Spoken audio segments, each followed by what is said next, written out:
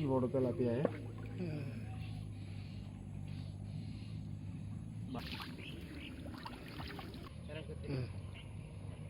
ওই 5 কেজি করে পেয়েছে।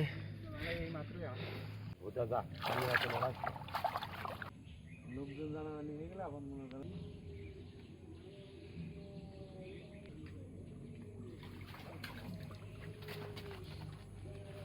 কি বড় তেলাপিয়া। বাবা বাবা বাবা, এই জন্য এই করছিল। এই এই কয়েকদিনই মাছ মেরে প্রথম বড় তেলাপিয়া পেলাম।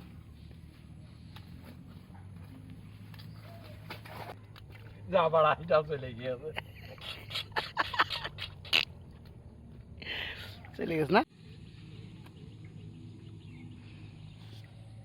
এই তো এটা তো দৌড় মারিনি, জাপানি পুঁটি।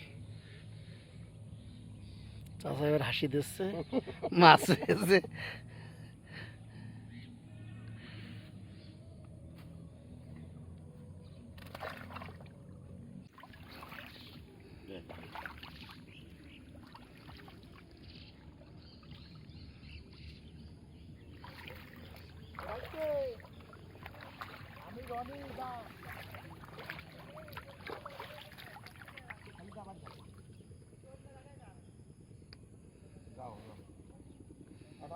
কি হাসি মুখে, হ্যাঁ? মাছ পেয়েছি চাচা।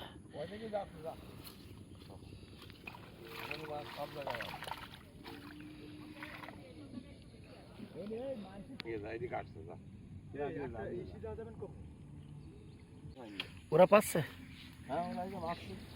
সব জায়গা তলিয়ে গেছে।